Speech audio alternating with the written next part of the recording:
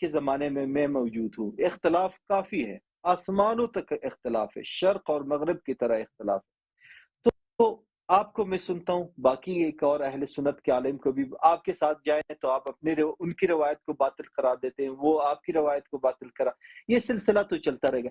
آج اسی ٹائم جو آج کا تاریخ ہے، یہ جو امام ہے ہمارے، جو آپ کہتے ہیں کہ امام مہدی، یا ابھی ایک امام ہے جو غائب ہے لیکن ہماری بیچ میں ہے لیکن غائب ہے، ہم اس سے ہم کب علم حاصل کر سکتے؟ مطلب اگر کل قیامت ہو جائے، آج کے بعد کل قیامت ہو جائے، یہ سلسلہ تو ان سے تو ہم نے کوئی استفادہ کیا ہی نہیں ہے، اور ہم کو انہوں نے کچھ بھی نہیں دیا۔ مطلب ایک کتاب ہمیں دے دے، الہام ہو جائے، معجزہ دکھائے، جو بھی ہو، لیکن پروف کرے کہ بالکل اللہ یاری صاحب جو بھی بولتے صحیح بولتے ہیں۔ یہ تو ہم نے نہیں دیکھا آج تک، ہم اس کے شاہد نہیں ہے۔ کل اگر قیامت ہو جائے، کہے مطلب اہل بیت میں سے کہیں، اسے استفادہ امت نے آج تک نہیں کیا، اور یہ کب کرے گی بالآخرہ؟ یہ سیشن کب ختم ہوگا تاکہ میں آپ سر میں استفادہ کرنا چاہتا ہوں، میرے ساتھ ہزاروں ملینز آف مسلم بھائی ہے۔ یہ تو مطلب آپ ایک ڈیٹ دے دے، مطلب ہمیں ایک امید دے دے کہ کب ہم ان سے استفادہ کر سکتے ہیں۔ دیکھیں، اللہ تعالیٰ حاضر و ناظر ہے، اللہ تعالیٰ دیکھ رہا ہے۔ اللہ تعالیٰ نے اپنے حجج کو بھیجے ہیں، حجج مسلمانوں کے درمیان تھے۔ مسلمانوں نے، جنہوں نے اہل بیت علیہ السلام کی اتباع کرنی چاہی، انہوں نے اہل بیت علیہ السلام سے سیکھا، اہل بیت علیہ السلام سے صحیح سنت، نماز کا صحیح طریقہ، روزے کا صحیح طریقہ، توحید وغیرہ جتنے بھی دین کے ارکان ہیں، عقائد میں، احکام میں، اخلاق میں، تفسیر میں، انہوں نے اہل بیت علیہ السلام سے سیکھا۔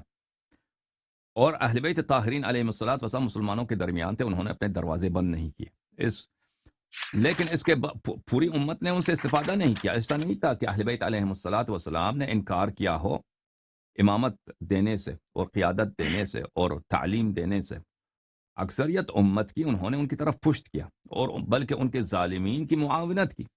یہ تاریخ اسلام یہی ہے کہ جن اکثر مسلمان لوگ کن کے ساتھ تھے؟ اپنے عمراء کے ساتھ تھے، اپنے خلفاء کے ساتھ تھے، اپنے حکام کے ساتھ تھے، اور اکثر علماء امت بھی، کیونکہ پیسے دربار سے آتے تھے، دربار کے ساتھ ہوتے تھے، تو اکثر امت نے اہل بیت علیہ السلام کی طرف پشت کیا، اور جو اہل بیت علیہ السلام کے ظالمین تھے ان سے دین لینے کے انہوں نے طریقہ کار اپنا لیا۔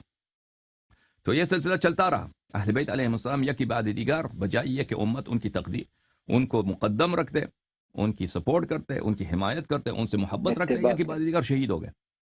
ہر امام شہید ہو گیا، اگلے والا امام آ گیا، شہید ہو گئے۔ امام ائمہ طاہرین علیہ السلام سالوں سال تک جیلوں میں رہتے تھے، ان کو شیعوں کو، ان کی اہل اولاد کو اجازت نہیں ہوتی تھی کہ ان سے جیل میں جا کے ملیں۔ جیل میں یہ عذاب میں ہوتے تھے اہل بیت طاہرین علیہ السلام۔ جب آزاد بھی ہوتے تھے تو اس طرح نہیں تھا کہ ان کو کھلی آزادی ہوتی، اغلب، اکثر و بیشتر وہ اپنے گھر میں بھی نظر بند ہوتے تھے، کسی سے ان سے ملنے کی اجازت نہیں ہوتی تھی۔ تو یہ سلسلہ چلتا رہا۔ جو آخری امام ہے، اللہ، اس کا مشن بہت مختلف ہے۔ اس کا مشن حضرت امیر المومنین علیہ السلام کا مشن نہیں ہے، ان کا مشن حضرت امام حسن، امام حسین علیہ السلام کا مشن نہیں ہے۔ ان کا مشن یہ ہے، ان کے بعد کوئی امام نہیں آئے گا۔ اللہ تعالیٰ نے جو رسول پاک صلی اللہ علیہ وآلہ وسلم کو وعدہ دیا ہے کہ اس دین کو سب ادیان پہ غالب کرے گا، اور اس زمین میں صرف دین الہی ہوگی بغیر بدعت کے، اس زمین میں دین الہی ہی ہوگی بغیر ملاوٹ کے، اس زمین میں سب لوگ اللہ کی پوجا کریں گے، طوعاً یا کرہن، یا اپنی رضا سے یا زبردستی، یا رضا سے، کیونکہ اکثر انسان جو ہے نا، وہ رضا کو ان سے محبت سے، رضا سے منانا، وہ انسانیت کی زبان نہیں سمجھتے۔ بہت سارے انسان ایسے ہوتے ہیں جیسے رسول پاک صلی اللہ علیہ وسلم کے زمانے میں تھے، ان کو پتا تھا کہ یہ سچ کہہ رہے ہیں، اس کے باوجود اسی شراب پینے میں، زنا کرنے میں، وہ اسی کو پسند کرتے تھے۔ تو چاہے طوعاً، چاہے اپنی مرضی سے، یا چاہے زبردستی، دین اسلام کا بال بالا ہوگا، اور سب توحید کے کلمہ گو ہوں گے، اور سب وہی خالص دین، بغیر بدعت کے، بغیر فرقوں کے، بغیر ملاوٹ کے، جو علماء نے اور حکام نے دین میں داخل کیے ہیں، سیاست نے دین میں داخل کیا ہے، وہ خالص دین کا بول بالا ہوگا پوری دنیا پر، اور زمین میں کوئی ظلم نہیں ہوگا۔ نہ صرف سب لوگ مسلمان ہوں گے، کوئی بھی شخص ظلم نہیں کرے گا کسی پر، کوئی زمین میں کوئی فقیر نہیں رہے گا، زمین میں کوئی غریب نہیں رہے گا، اس کرۂ خاکی پر کوئی محتاج نہیں رہے گا، سب امراض کا علاج کیا جائے گا. کوئی ایسا نہیں ہوگا کہ یہ مرض ہے، بیماری ہے، اس کا علاج نہیں ہے. وہ سب رسول پاک صلی اللہ علیہ وسلم کے برکات اور ان کی حکمت اور ان کی دین کے پورے جتنے فوائد ہیں ان کے زمانے میں ظاہر ہوگا. اور سب ظالمین کا خاتمہ کریں گے وہ. جب ان کا مشن یہ ہے، تو جب یہ ان کا مشن ہے تو یہ بہت مختلف ہے ان کے آبا کے مشن سے. اگر وہ لوگوں میں رہتے، غائب نہ ہوتے، جیسے حضرت امام جعفر صادق علیہ السلام رہتے تھے لوگوں کے درمیان، یا حضرت امام حسن مجتبی علیہ السلام رہتے تھے، یا امام حسین علیہ السلام رہتے تھے، تو وہ طبعاً ظالمین کو جو پتہ ہے کہ یہی وہ شخص ہے، اگر وہ ظالمین اس بات پہ زمانے کے جو حکام یقین بھی نہ کرتے نا کہ یہ واقعاً یہ رسول اللہ صلی اللہ علیہ وسلم نے وعدہ دیا ہے اور یہ مہدی ہیں اور یہ دنیا کو عدل سے بھر دیں گے، عقیدہ بھی نہیں ہوتا. لیکن کیونکہ لوگوں کا یہ عقیدہ ہے، سب لوگوں اور شیعوں کا یہ عقیدہ ہے، اس کی طرف دیکھ رہے ہیں کہ یہ انقلاب لائیں گے اور یہ ظالمین کا تختہ الٹ دیں گے. تو جس طرح ان کے آبائے طاہرین کو قتل کیا گیا تھا، تو یقیناً ان کو قتل کیا جاتا، بہت جلدی قتل کیا جاتا ان کو. تو ان کے لیے کوئی طریقہ کار ہی نہیں ہے. جس طرح حضرت موسیٰ علیہ السلام کی زندگی خطرے میں تھی، اللہ تعالیٰ نے ان کو غائب کرا دیا. موسیٰ علیہ السلام جس کی بشارت یوسف علیہ السلام نے دیا تھا کہ وہ آ کر بنی اسرائیل کو فرعون کی ظلم سے نکالیں گے، اس کو ایسے غائب کرا دیا کہ وہ فرعون کے محل میں رہتا ہے، وہیں پہ پلا بڑا. فرعون کو پتہ نہیں چلا کہ یہ کون ہے، کسی کو نہیں پتا چلا، صرف وہ کم لوگوں کو پتا تھا، ان کی والدہ، ان کی بہن کو، کم لوگوں کو پتا ہے کہ ہمارا بچہ جو موسیٰ علیہ السلام ہے، جو انبیاء میں سے ہوگا، یہ فرعون کے محل میں رہ رہا ہے، وہیں پہ پل رہا ہے. تو وہ فرعون تو نے اس کو کوئی اور نام دیا تھا.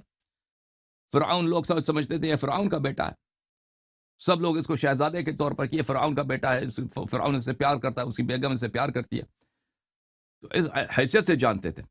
تو حضرت امام مہدی علیہ السلام کے لیے کوئی طریقہ کار ہی نہیں ہے اس کے علاوہ، اور رسول پاک صلی اللہ علیہ وسلم کی سنت میں بھی غیبت ہے. تو بہرحال کہنے کا مقصد یہ ہے، اب ان کے علم سے کیسے استفادہ کیا جائے. ان کا علم ان کے آباء طاہرین کے علم سے مختلف نہیں ہے. اگر کوئی شخص مثلا اس کو توحید چاہیے، رسالت چاہیے، بہت دین کے بہت سارے احکام ہیں، وہ ان کے آباء طاہرین کے احادیث موجود ہیں. وہ کوئی نئی دین تو لے کے آنے نہیں انہوں نے.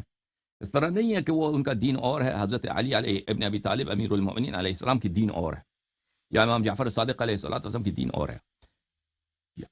بہت سارے مسائل ہیں کہ وہ وہی، ان کا جواب وہی ہوگا جو پہلے سے احادیث میں موجود ہیں. البتہ ہو سکتا ہے کسی شخص کے پاس ایسا سوال ہو کہ وہ ہمارے احادیث میں موجود نہیں ہے، تو اس کے لیے میں نہیں کہتا اس کا دروازہ بند ہے. جو بھی شخص چاہے، وہ ایسا مسئلہ اس کے پاس ہے، اللہ کا حجت کا دروازہ کھلا ہے. اللہ کے حجت کا دروازہ، آپ خود جو بھی شخص چاہے اس کو ٹیسٹ کر سکتا ہے، اگر وہ سچے دل کے ساتھ، بشرطے کہ وہ جھوٹا آدمی نہ ہو، مخلص نہ ہو، واقعاً وہ چاہتا ہے، اس کو ایمان ہے کہ اللہ کا حجت ہے دنیا میں، اس کے پاس، میرے پاس ایسا سوال ہے وہ کہ نہ امام جعفر صادق علیہ السلام کے احادیث میں موجود ہے، نہ حضرت امام کاظم علیہ السلام کے احادیث میں موجود ہے. وہ اللہ تعالیٰ سے دعا کرے اور پھر اللہ تعالیٰ سے مانگے کہ میں تیرے حجت سے ملنا چاہتا ہوں، میرے پاس ایسا سوال ہے، تو میں گارنٹی سے کہتا ہوں کہ اس کو جواب آ جائے گا. اگر اس کو جواب نہ آئے تو آ کے میرے منہ پہ 10 مرتبہ تھوک لے، میرے منہ پہ 10 مرتبہ. اگر اس کو جواب نہیں آتی تو اس کا مطلب یہ ہے کہ اس نے خود خالصانہ دعا نہیں کیا، اس نے خالصانہ نہیں مانگا. اللہ تعالیٰ کے حجت کا کتنا دور ہے ہم سے؟ ایک دعا دور ہے، ایک دعا دور ہے، ایک خالصانہ دعا. رات کی تاریکی میں انسان اٹھے، پیٹ میں حرام نہ ہو، وہاں پہ روئے، اللہ سے مانگے، طلب کرے، یا اللہ. مثلا حضرت خضر علیہ السلام سے جب حضرت موسیٰ علیہ السلام نے خواہش کی تو اللہ سے دعا کیا کہ مجھے اپنے حجت سے ملا دو، میں ان سے کچھ سیکھنا چاہتا ہوں. تو اس طرح اگر کوئی خالصانہ دعا کرے، اگر اس کے پاس کوئی ایسے سوالات ہیں، کوئی ایسی چیز واقعا انسان کو ضرورت ہے، کوئی ایسے فضول کھیل وغیرہ ڈرامہ نہیں ہے، تو وہ اس کا جواب حتماً آ جائے گا. یہ مجرب ہے، یہ 100% ہے، اس میں کوئی شک نہیں ہے. مزید حکم کریں میرے بھائی. شکریہ شیخ صاحب. مطلب کمیونیکیشن ہو سکتی ہے اخلاص کے ساتھ.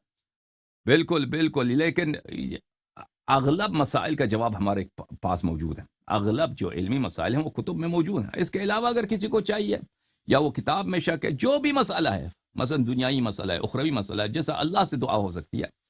اللہ تعالیٰ سننے والا نہیں ہے، سننے والا ہے. اللہ تعالیٰ دینے والا نہیں، اللہ تعالیٰ دینے والا ہے. اسی طرح اللہ کا حجت ہے. اگر انسان اللہ تعالیٰ سے طلب کرے کہ میں تیرے حجت سے طلب کرتا ہوں، تو بلا شک بلا ریب اس کا جواب آ جائے گا.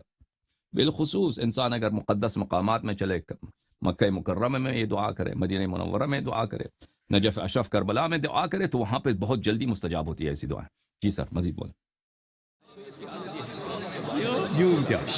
جھوم جاؤ، پرواز کرو، کیوں فخر سے سر اٹھا، کیونکہ اللہ تعالیٰ نے تمہیں انتخاب کیا، صراط حق پر صرف تم ہو، صراط ایمان پر صرف کیا، کیونکہ اللہ تعالیٰ نے تمہیں انتخاب کیا، صراط حق پر صرف تم ہو، صراط ایمان پر صرف